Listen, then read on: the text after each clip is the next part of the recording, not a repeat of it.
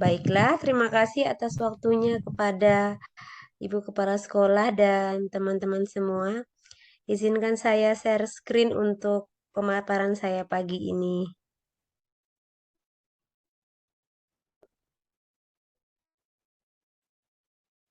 Sudah kelihatan ya, Bapak Ibu ya? Ya, udah. Ya, pertama-tama izinkan saya membacakan basmalah. Bismillahirrahmanirrahim. Yang terhormat Ibu Kepala Sekolah SDN Semper Timur 05, Ibu Susilowati SPD. Yang saya hormati Ibu Wakil Kepala Sekolah, Ibu Marcella Pratiwi SPD dan rekan-rekan guru serta tendik SDN Semper Timur 05 pagi. Nah, pada pagi hari ini saya ingin memaparkan tentang daya positif sekolah dan segitiga restitusi, di mana ini menjadi tugas saya dalam kegiatan calon guru penggerak angkatan 5 yang angkatan pertama di DKI Jakarta ya. Nah, ini saya akan memperkenalkan. Hilang. Oh ya. Ini ada fasilitator saya, Pak Yuli Cahyono. Ada pengajar praktik saya, Pak Romi Alfianto. Beliau akan sering berkunjung ke sekolah untuk mengecek, waktu itu pernah sekali dan bertemu dengan Bu Sela. Dan ini saya sendiri, Yunita Rahmawati. Nah, selanjutnya saya akan mengaitkan beberapa modul yang sudah saya laksanakan. Jadi dalam kegiatan guru penggerak ini saya akan menjalankan 3 modul Bapak Ibu. Jadi modul 1 sampai modul 3. Di dalam modul 1 terdapat modul titik 1, 1.1 sampai 1.4. Dan pada bulan ini kita sudah masuk modul 2. Nah, saya akan memaparkan apa saja sih keterkaitan antar materi pada modul 1. Nah, sebenarnya tidak hanya di guru penggerak saja ya, hampir semuanya itu pasti kita akan membahas tentang pelajar Pancasila. Di sini juga seperti itu. Jadi, kita akan mengaitkan filosofi Ki Hajar Dewantara dengan kurikulum yang ada sekarang. Jadi di filosofi Ki Hajar Dewantara itu, guru itu sebenarnya tugasnya hanya menuntun siswa untuk melaksanakan pembelajaran yang menyenangkan. Jadi guru tidak boleh memaksa siswa harus pandai di bidang ini, siswa harus bisa di materi ini, karena setiap murid, setiap siswa itu punya kelebihan dan kekurangannya masing-masing. Mereka memiliki potensi, karakter, minat, dan bakatnya masing-masing yang sebenarnya kita bisa asah kalau kita memiliki kesabaran yang penuh, walaupun itu dengan perjuangan yang luar biasa ya. Nah, di keterkaitan antar materi, kita juga sudah mempelajari nilai dan peran guru penggerak, visi guru penggerak, dan budaya positif. Jadi pada modul 1.4 yang akan saya laksanakan pada aksi nyata ini itu terkait budaya positif.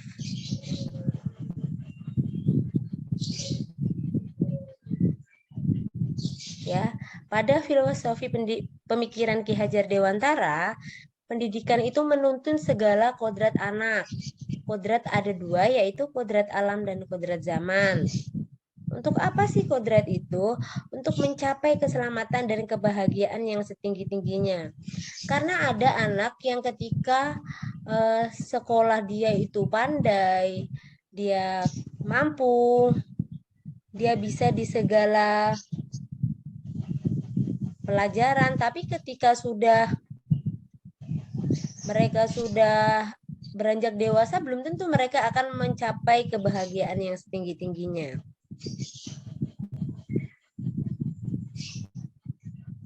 Nah, pendidik itu juga, kita sebagai guru itu diibaratkan petani.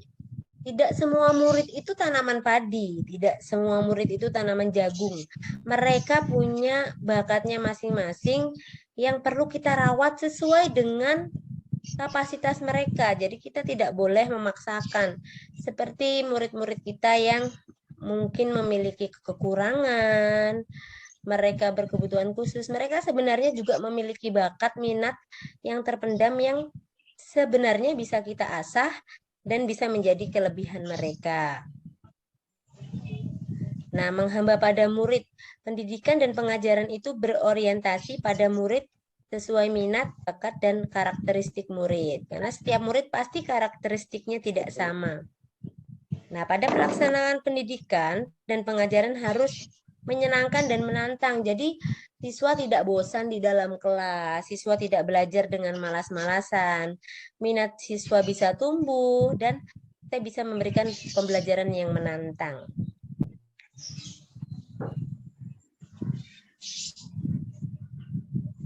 Selanjutnya, nilai dan peran guru penggerak. Ada nilai guru penggerak sendiri. Di sini diharapkan guru penggerak itu mampu mandiri, reflektif, inovatif, kolaboratif, dan berpihak pada murid. Sebenarnya ini sedikit banyak juga menyangkut tentang budaya DKI Jakarta ya, karena kita memang sebagai guru profesional itu harus mandiri, reflektif, inovasi, dan mampu berkolaborasi dengan rekan sejawat serta pimpinan, dan kita harus berpihak kepada murid karena kita sebagai guru harus menjadi teladan yang baik bagi para murid.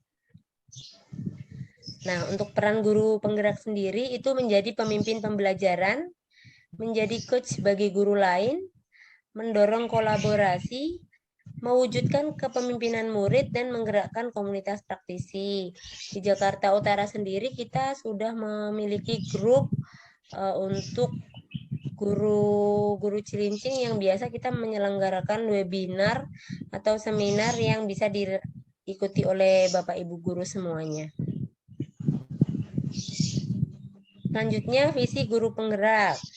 Nah, dalam mewujudkan suatu perubahan, kan kita memerlukan visi dan langkah-langkah yang tepat.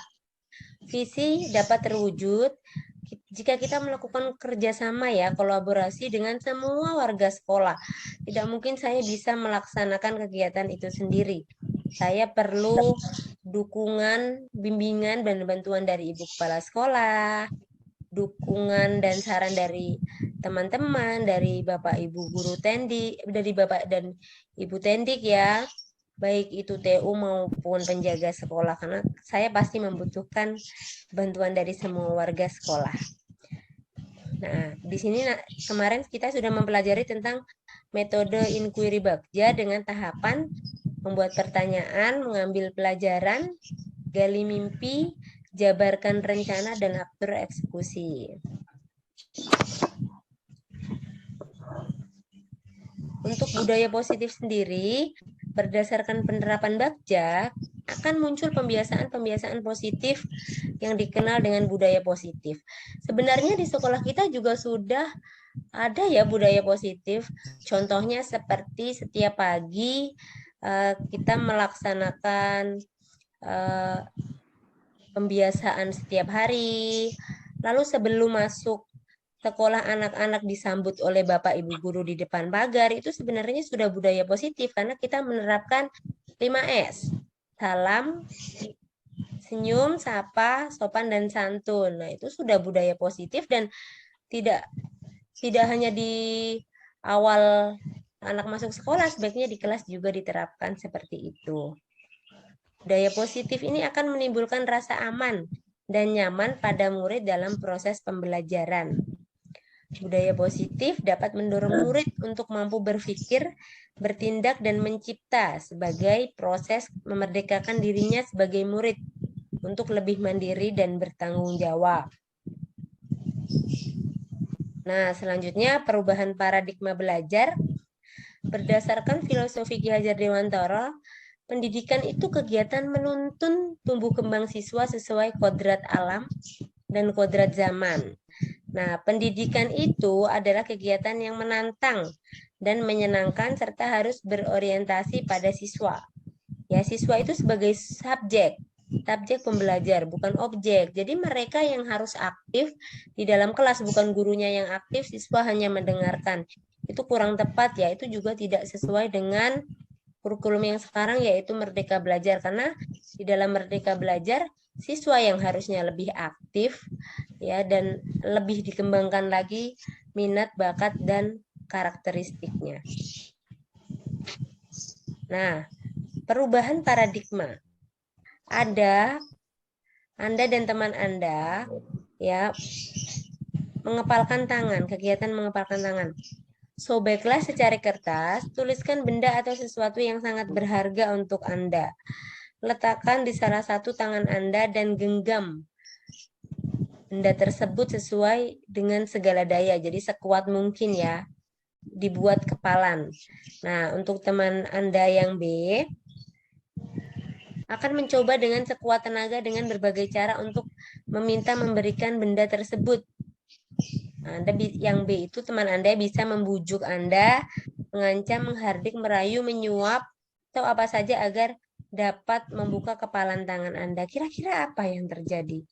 Nah, ketika diminta dengan baik-baik, dengan membujuk, merayu, mungkin saja akan dibuka kepalan tangan itu. Tapi ketika diancam, dihardik, disuap, belum tentu dia akan mau ya membuka kepalan tangannya. Jadi itu juga terjadi pada anak didik kita. Ketika kita memaksa, mengancam, belum tentu anak murid itu akan mengikuti apa yang diarahkan guru. Tapi ketika kita membujuk, merayu, mengajak, mengayomi anak-anak, ada kemungkinan anak-anak akan mengikuti arahan yang baik dari Bapak Ibu guru. Nah, selanjutnya perubahan paradigma teori kontrol. Ilusi guru mengontrol murid, dan yang kedua ilusi bahwa kritik dan membuat orang merasa bersalah dapat menguatkan karakter. Ilusi bahwa semua penguatan positif efektif dan bermanfaat. Ilusi bahwa orang dewasa memiliki hak untuk memaksa. Nah, itu teori kontrol yang sudah kami pelajari. Nah, pada perubahan paradigma stimulus respon pada teori kontrol, siapa sih sesungguhnya yang memiliki kontrol? Di kelas itu yang memiliki kontrol adalah guru ya, melalui stimulus respon dan teori kontrol. Nah, untuk mempersingkat waktu saya akan lanjut. Nah, pada teori disiplin positif, teori kontrol ini itu teori pilihan yang dipaparkan oleh Dr. William Glasser ya. Ya, Anda itu tidak bisa mengontrol orang lain. Anda hanya bisa mengontrol diri sendiri. Ya, kita sebagai guru akan susah mengontrol orang lain, tapi kita bisa mengontrol diri sendiri. Untuk kepada murid kita bukan mengontrol siswa, tapi kita mengarahkan, menuntun siswa, ya Bapak Ibu. Ya. Semua perilaku itu memiliki tujuan, ya. Dari teori motivasi itu untuk menghindari hukuman, untuk mendapatkan imbalan, dan untuk menghargai diri sendiri. Kepada siswa sebaiknya kita tidak memberikan motivasi berupa hukuman atau imbalan. Kenapa? Karena anak-anak akan terbiasa. Mereka akan mau menjadi anak yang hebat, murid yang hebat itu karena imbalan. Atau mereka karena takut akan hukuman, agar tidak dihukum makanya mereka tidak membuat kesalahan. Padahal itu sebaiknya kita memberikan pengarahan ke anak-anak untuk menghargai diri mereka sendiri. Jadi mereka dapat berperilaku yang baik dan membuat diri mereka bahagia. Nah, ada 5 posisi kontrol sebagai guru, yaitu sebagai penghukum, membuat rasa bersalah, teman, sebagai pemantau, dan sebagai manajer. Sebagai guru mungkin kita lebih banyak memposisikan diri itu sebagai penghukum. Jadi ketika anak-anak tidak mengikuti aturan, itu diberikan hukuman. Padahal itu kurang baik untuk anak-anak ya. Kadang-kadang kita juga menjadi guru yang pembuat merasa bersalah. Kalau kamu masih seperti itu nanti gimana? Bu guru pasti sedih. Kalau kamu masih seperti itu pasti nanti bu guru dipanggil ibu kepala sekolah.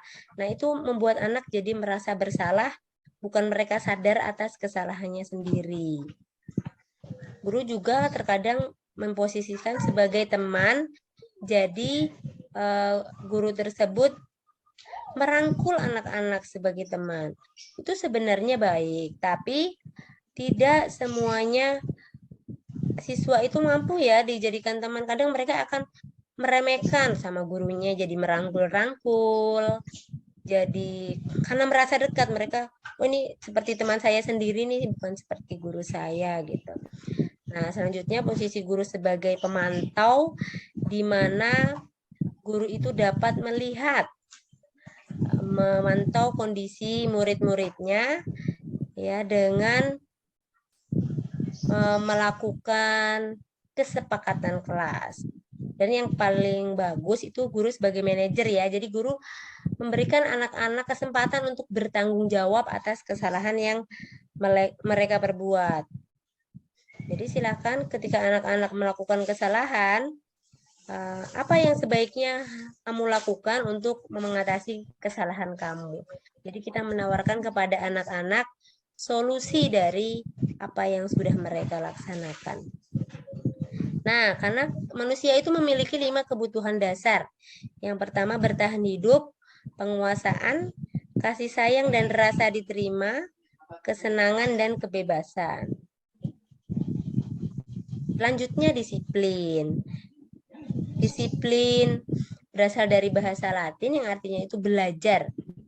Ya, makna asal dari kata berkonotasi disiplin diri dari murid-murid itu dari Socrates dan Plato. Disiplin membuat orang menggali potensinya menuju sebuah tujuan, apa yang dia hargai. Namun dalam budaya kita, makna kata disiplin telah berubah menjadi sesuatu yang dilakukan seseorang pada orang lain untuk mendapatkan kepatuhan. Jadi disiplin itu ya agar kita itu mengikuti aturan, kalau sekarang seperti itu ya. Kecenderungan umum adalah menghubungkan kata disiplin dengan ketidaknyamanan, bukan dengan apa yang kita hargai atau pencapaian suatu tujuan.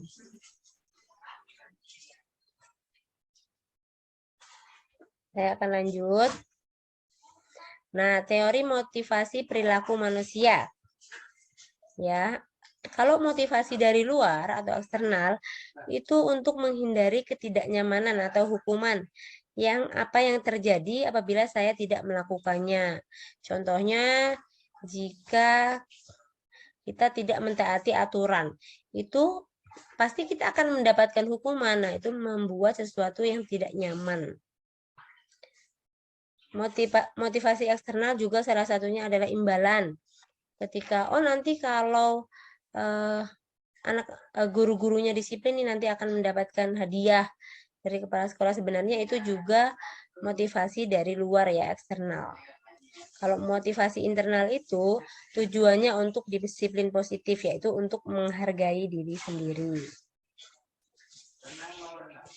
Menurut Ki Hajar Dewantara, merdeka itu tidak hanya terlepas dari perintah, ya, akan tetapi juga cakap untuk memerintah diri sendiri. Jadi kita tidak hanya diperintah oleh orang lain, tidak hanya diperintah oleh atasan, tapi kita dapat memerintah diri sendiri untuk kebaikan kita sendiri, untuk kemerdekaan kita sendiri.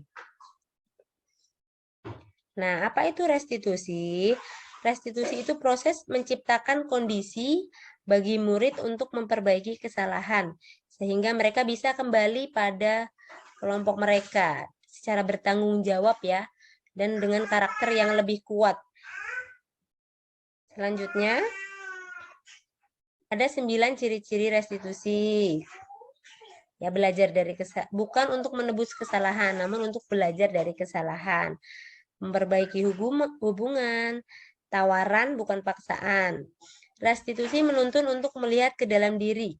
Restitusi mencari kebutuhan dasar yang mendasari tindakan restitusi diri adalah cara yang paling baik. Fokus pada karakter, bukan pada tindakannya. Fokus pada solusi dan mengembalikan murid yang berbuat salah pada kelompoknya. Jadi anak-anak yang berbuat salah itu tidak dijudge, kamu sudah melakukan kesalahan, kamu nakal ya, kamu selalu mengganggu teman-temannya, itu kurang tepat ya. Jadi sebaiknya kita mencari solusi. Apa yang sudah kamu lakukan? Hal apa yang bisa membuat kamu memperbaiki kesalahan kamu? Sebaiknya kita menawarkan ke murid apa bentuk tanggung jawab yang mereka bisa lakukan. Selanjutnya keyakinan kelas. Nah, sebenarnya peraturan saja tidak cukup ya bagi murid-murid. Kita perlu membuat keyakinan kelas, di mana mereka yang membuat dan kita semua yang menyepakati, itu mereka akan lebih mentaati keyakinan kelas, kesepakatan kelas daripada hanya mengikuti aturan yang ada saja. Selanjutnya,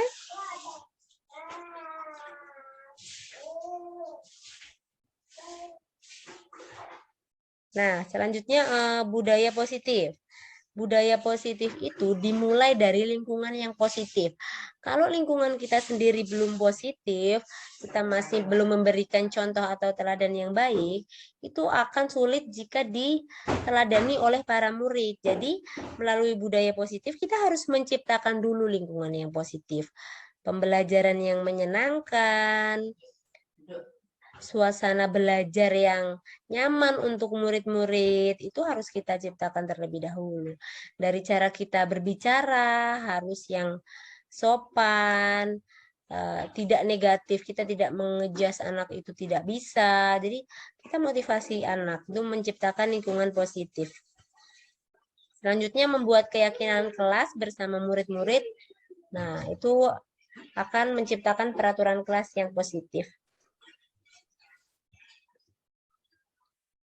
Nah, di sini ada kesepakatan kelas.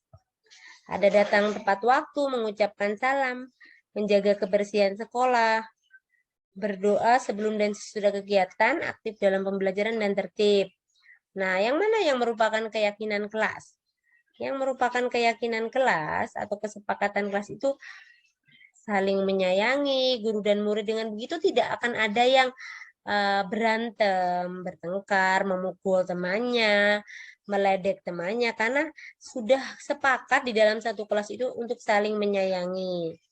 Nah, kami murid yang semangat belajar, berarti tidak ada yang bermalas-malasan saat belajar, tidak ada yang sambil tidur-tiduran belajarnya, karena sudah kesepakatan kelas untuk semangat dalam belajar. Dan kami murid yang peduli dengan teman-teman. Jadi jika ada teman yang mengalami kesulitan, ada teman yang membutuhkan bantuan, teman yang lain akan siap membantu. Nah, selanjutnya kebutuhan dasar manusia. Ada 4 kebutuhan dasar manusia. Yang pertama, kasih sayang dan rasa diterima. Semua pasti ingin mendapatkan kasih sayang dan rasa diterima. Nggak hanya di sekolah, di mana saja. Di lingkungan keluarga pun seperti itu. Nah, kebutuhan dasar manusia yang lain yaitu penguasaan. Selanjutnya, kesenangan, kebebasan, dan bertahan hidup. Pasti semua manusia ingin bertahan hidup. Walaupun dia harus berusaha sebaik mungkin, itu pasti setiap manusia akan berusaha untuk bertahan hidup. Nah, ini 5 posisi kontrol tadi yang sudah saya jelaskan. Ada penghukum, pembuat rasa bersalah, teman, pemantau, dan manajer. Nah, selanjutnya pada segitiga restitusi, itu terdapat 3 ya, karena namanya segitiga, yaitu validasi kebutuhan, menstabilkan identitas, dan menanyakan keyakinan, di mana di sini guru itu sebaiknya menerapkan segitiga restitusi dalam menghadapi permasalahan siswa. Jadi tidak menyatakan kalau siswa itu salah. Jadi guru menanyakan kepada murid, kamu ingin menjadi orang yang seperti apa? Kamu ingat kan kesepakatan kelas kita kemarin bagaimana? Boleh tidak jika tidak menyayangi teman? Jadi itu kita melakukan pendekatan melalui segitiga restitusi. Nah, untuk membuat anak yang merasa gagal karena berbuat salah menjadi positif terhadap dirinya, itu tujuan menstabilkan identitas. Untuk validasi kebutuhan itu membantu siswa mengenali kebutuhan yang ingin dipenuhinya. Ketika anak di kelas dia suka mengganggu temannya, iseng terhadap temannya, kita harus mencari tahu sebenarnya kebutuhan apa sih yang tidak terpenuhi oleh murid tersebut sehingga dia melakukan hal-hal seperti itu, karena pasti ada tujuannya. Setiap anak melakukan hal-hal yang di luar batas atau di luar kebiasaan teman yang lain. Nah, menanyakan keyakinan. Kamu sudah melakukan apa hari ini? Apakah perbuatan kamu itu sudah baik atau belum? Nah, kita menanyakan keyakinan kepada murid yang telah melakukan kesalahan. Seperti itu. Terima kasih. Cukup ya paparan dari saya. Jika ada yang ingin ditanyakan, saya persilahkan. Saya stop share dulu. Bapak Ibu silahkan jika ada yang ingin bertanya. Ya, Ibu, Bu Yunita. Ya, silahkan ya, Ibu. Assalamualaikum warahmatullahi wabarakatuh. Waalaikumsalam warahmatullahi wabarakatuh. Ya, terima kasih kepada Bu Yunita, Bapak Ibu guru semua dan teknik. Pagi hari ini kita bisa alhamdulillah bertatap muka lewat Zoom. Hari ini Ibu sungguh sangat bahagia sudah mendengarkan paparan dari Bu Yunita terkait dengan adanya guru penggerak ya. Ibu tadi sangat tertarik dengan adanya kita guru itu sebagai penuntun, Bu Yunita. Ya, menuntun. Kemudian juga tadi Bu Yunita bilang bahwa kita itu seperti mengepalkan tangan. Jadi kalau siswa itu misalnya mempunyai masalah, dengan mengepal tangan, dengan cara dirayu, kemudian dibujuk, insya Allah anak-anak kita akan bisa berubah dalam segi sikap maupun perilakunya. Izin bertanya Bu Yunita, trik apa bagaimana sebagai guru jika kita ada siswa yang sekiranya mempunyai sifat yang keras kepala ataupun selalu membangkang dengan gurunya. Itu saja mungkin Bu Yunita barangkali sharing dengan Bapak Ibu sekalian. Mudah-mudahan kegiatan hari ini banyak sekali manfaatnya. Dan mohon nanti kalau bisa kirim biar di print Bu Yunita. Biar kita guru-guru semuanya karena banyak ilmu-ilmu yang ada di dalam Bu Yunita sampaikan. Itu saja, terima kasih. Assalamualaikum warahmatullahi wabarakatuh. Waalaikumsalam warahmatullahi wabarakatuh. Baik Ibu, terima kasih atas pertanyaannya. Saya akan mencoba menjawab pertanyaan dari Ibu untuk mengatasi siswa yang keras kepala. Ya, ini pengalaman yang saya lihat secara langsung juga. Untuk anak-anak yang keras kepala, sebaiknya kita melakukan pendekatan secara langsung ya Bu ya.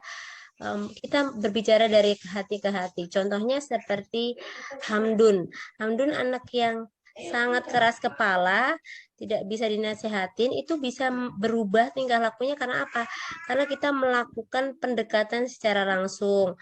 Tentu saja dengan pendekatan yang positif ya Ibu ya. Jadi kita rangkul dia, kita ajak berbicara apa sih sebenarnya keluh kesah dia, keluh kesah di rumah, kendala di kelas, apa yang membuat dia merasa tidak nyaman itu kita bicara. Nah, dengan guru dan murid yang sudah dekat, pasti mereka akan menceritakan semua keluh kesahnya.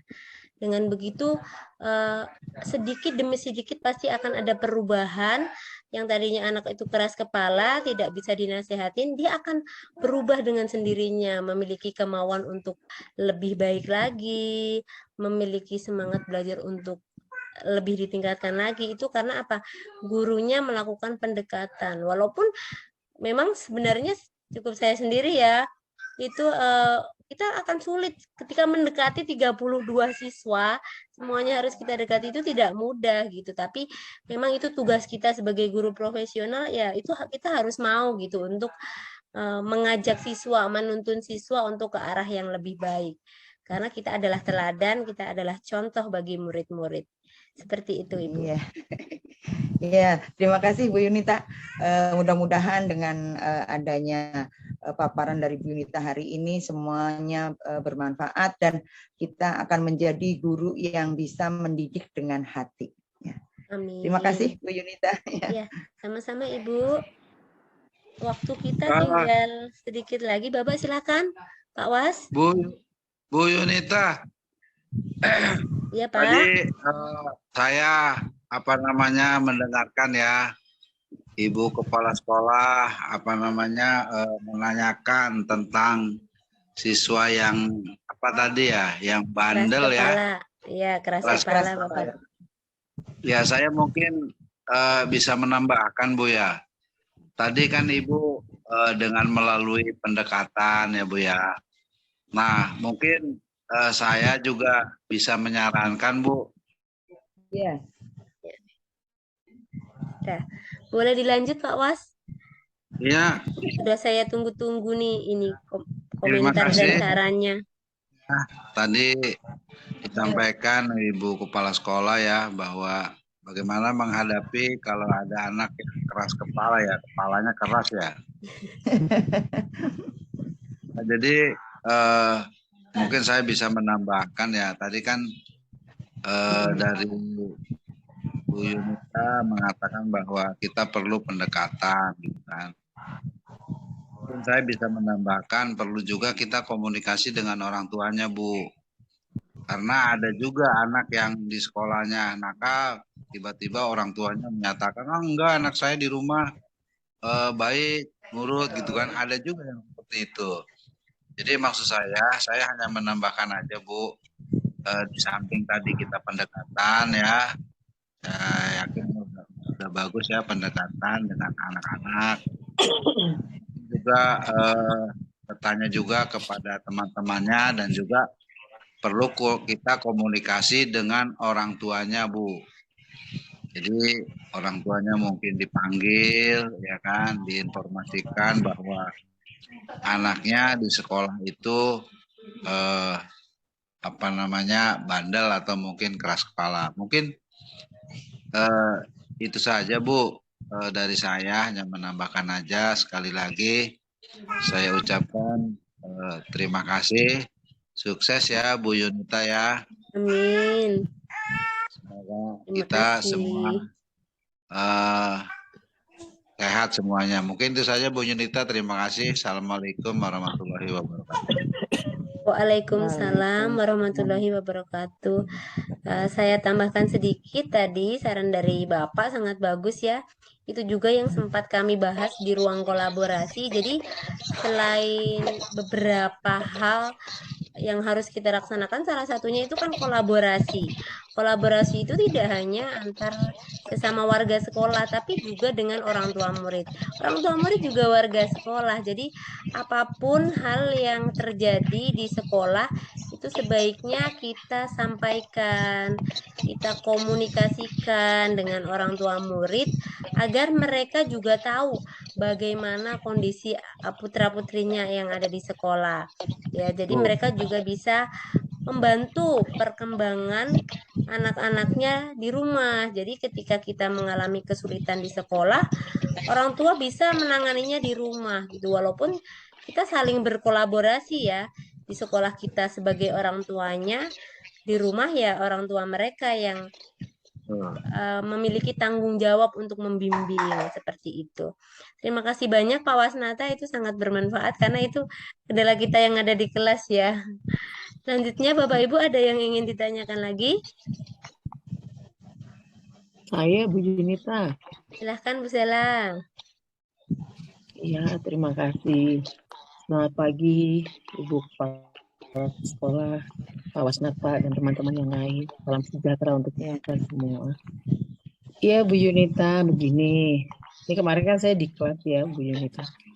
Terus kemudian ada pemikiran-pemikiran dari beberapa teman kita guru yang ketika menyampaikan mereka tuh merasa bahwa pendidikan yang kemarin, cara mengajar gaya guru lama dan kolonial, ada yang berpandangan kayaknya lebih baik dibanding yang sekarang. Yang sekarang itu terlalu lembut, terlalu halus, sehingga anak-anak tuh jadi kadang-kadang lunjak, anak-anak itu jadi tidak sama guru itu tidak menghargai. Nah, ada semacam paradigma di guru-guru, beberapa guru, saya tidak menyamaratakan semua guru berpandangan seperti itu. Ada beberapa guru yang berpikir masih bagus yang model zaman lama, kolonial tuh. Jadi di mana anak itu disetrap, terus kemudian diberikan hukuman dan sanksi yang berat supaya anak itu kapok. Padahal ya menurut saya sih sama aja. Ada plus minusnya, positif negatifnya ada.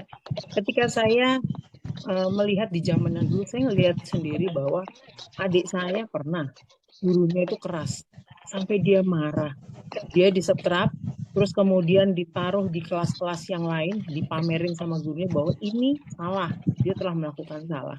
Nah, saya melihat adik saya begitu marah pada saat itu SMP, dia marah, emosi yang nggak terbendung. Besoknya dia ambil gagang sapu, maaf ya, emang ini sebenarnya sih salah, tapi ya itulah yang ada pada saat itu SMP. Dia pukul kepala gurunya pakai gagang sapu. Sampai ibu saya malu. Ibu saya seorang guru, anaknya seperti itu. Tapi karena dia begitu benci, begitu marah sama gurunya, dia diperlakukan yang menurut dia tidak manusiawi pada saat itu SMP. Terus kemudian saya lihat lagi ada teman saya juga gitu. Begitu di luar, itu gurunya ditonjok sama dia. Nah, itu yang saya lihat pada zaman dulu ketika guru itu keras kepada muridnya. Nah, kalau zaman sekarang saya lihat, kita tuh malah punya lebih, saya pribadi, saya juga pernah, mungkin Bu Susi, Pak Wasnata pernah merasakan mengajar di dua zaman yang berbeda. Nah, ini nih Ibu Susi dan Pak Wasnata ini jauh lebih pengalaman dibanding saya. Kalau saya hanya sempat merasakan sedikit ya Bu, hanya sempat sedikit aja merasakan, tapi pernah merasakan bahwa ketika waktu itu saya pernah jadi guru galak, karena semua teman galak. Kalau kita mengajar baik, kita malah diomongin terlalu baik gitu. Tuh lihat anaknya seperti itu. Nah, pada saat itu saya coba galak. Dengan saya bandingkan dengan sekarang, saya lebih merasa dekat sama muridnya saat ini. Gitu. Saya merasa dekat, saya merasa dihargai. Menurut saya begitu. Pada saat dulu saya, ketika saya datang, saya lewat, itu murid pada pergi semua. Bahkan maaf aja, saya pernah dengar begini. Ketika Pak Jamal dulu ada almarhum Pak Jamal, begitu bagus, sebetulnya dia bagus, cara mengajarnya bagus, artinya anak-anak pintar matematika semua. Tapi ketika Pak Jamal lewat, itu anak-anak muridnya Bang Jamal, jadi ada rasa kurang menghargai juga menurut saya. Nah, saat ini ada juga murid yang tidak menghargai gurunya. Jadi menurut saya itu sama aja. Tetapi di zaman sekarang ini kan kita berusaha mencari cara yang lebih baik. Mungkin di cara ini pemikiran-pemikiran Bapak Ki Hajar Dewantara diangkat kembali bahwa sebenarnya pemikiran dulu harusnya seperti ini dari Pak Ki Hajar Dewantara. Nah, yang saya mau tanyakan ini pada Bu Yunita sebagai calon guru penggerak, sekiranya Ibu nanti sudah memang disahkan menjadi guru penggerak, melihat fenomena seperti ini, ada paradigma guru yang berpikiran seperti itu masih lebih baik zaman yang dulu dibanding yang sekarang ini. Menurut Bu Yunita, apa yang harus Bu Yunita lakukan supaya Bapak, Ibu guru, teman-teman kita sama-sama, ayo kita berpikir positif, kita menerapkan budaya positif kepada teman-teman itu dengan bahasa yang halus mungkin. Tapi menurut Bu Yunita sendiri bagaimana? Itu sebagai seorang calon guru penggerak. Itu aja Bu Yunita. Terima kasih, selamat pagi, salam sehat untuk semua. Selamat pagi, terima kasih Bu Sela atas pertanyaannya. Pertanyaannya sangat bagus ya, karena fenomena sekarang ya dan banyak terjadi. Nah, saya akan mencoba menjawab pertanyaan dari Bu Sela. Bagaimana saya sebagai calon guru penggerak menghadapi fenomena seperti tadi. Nah, untuk kejadian seperti itu sendiri ya Bu Sela, itu sekarang juga bukan sesuatu yang baru, karena seperti guru melempar murid dengan penghapus saja itu, kalau dulu anaknya yang dendam, yang kesal, sekarang orang tuanya yang ikut-ikutan. Jadi orang tuanya ikut-ikutan nggak terima dan melapor ke polisi. Sekarang lebih ke seperti itu. Padahal anak muridnya sendiri dia tidak terlalu keberatan. Kalau dulu kan pasti anak nggak terima lalu menjadi dendam. Sebenarnya itu tidak baik ya, karena ketika kita melakukan kekerasan, walaupun itu secara fisik atau non fisik, itu pasti di dalam diri anak itu terdapat dendam walaupun itu kecil gitu. Jadi dia akan kesal dengan gurunya dan itu mungkin bisa lama sembuhnya, bahkan tidak akan sembuh sampai dewasa gitu. Jadi menurut saya sebagai calon guru penggerak itu kurang baik karena kita menanamkan dendam kepada murid dengan melakukan hal-hal seperti itu, melakukan tindak kekerasan atau mencela. Mencela juga termasuk bullying secara non fisik karena apa? Dia akan tercerna di pikirannya kalau oh guru ini nih udah mempermalukan saya di depan teman-teman saya atau di depan guru lain, itu pasti dia akan merasa tidak nyaman, tidak enak hati, dan itu akan berlangsung lama, nggak hanya hari itu, dan menjadi dendam itu kurang bagus. Jadi menurut pendapat saya akan mengajak ke rekan-rekan sejawat saya, ke teman-teman saya, ke semua warga sekolah. Kita harus mulai dari sekarang. Kita mulai dari sesuatu yang baik. Kalau gurunya saja mengajarkan untuk dendam atau mengajarkan tidak baik kepada sesama rekan guru, ibaratnya saling mencela, saling mengejek, itu pasti anak-anak ketika melewati ruang guru atau ada di ruang guru melihat, kok ini guru-gurunya seperti ini ya. Nah, itu saja udah salah sebenarnya. Jadi kita harus memulai dari diri sendiri. Tadi yang bisa mengontrol diri kita ya diri kita sendiri, bukan orang lain. Jadi kita coba untuk memperbaiki sikap kita sendiri, ya, memulai dengan sesuatu budaya-budaya yang positif. Ketika yang kita bicarakan itu hal-hal yang baik, yang positif, pasti pikiran kita juga menjadi positif. Tapi ketika kita yang dibicarakan itu sudah hal-hal yang tidak baik, kekurangan orang lain, pasti itu menjadi hal-hal yang tercerna di pikiran kita, oh bahwa orang lain itu juga tidak baik gitu. Jadi kita harus memulai mengontrol diri sendiri dengan hal-hal yang positif. Lalu kita merangkul teman-teman kita, ayo kita bisa membawa murid-murid kita ke arah budaya yang positif seperti itu. Jadi tidak perlu melakukan dengan kekerasan, tapi kita tuntun anak-anak melalui pendekatan-pendekatan yang baik, melalui budaya-budaya positif seperti itu. Seperti itu Bu Sela, bagaimana? Aduh, jawaban cerdas.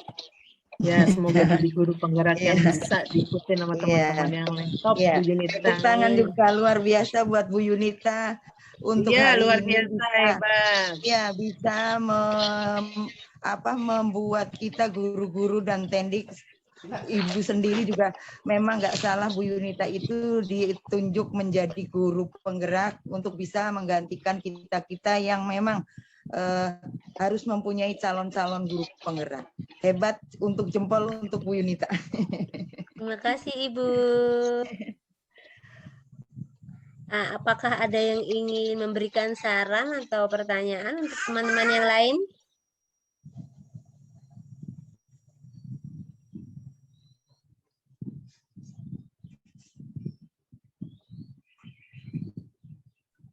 Jika tidak ada, mungkin saya cukupkan sampai di sini agar Bapak Ibu bisa melanjutkan aktivitasnya di hari Sabtu ini. Cukup ya Bapak Ibu ya. Baiklah Bapak Ibu. Terima kasih atas waktu, masukan, saran, dan kehadirannya pada hari ini. Semoga kita semua sehat selalu. Semoga kita semua selalu dalam lindungan Tuhan, lindungan Allah Subhanahu wa Ta'ala. Terima kasih.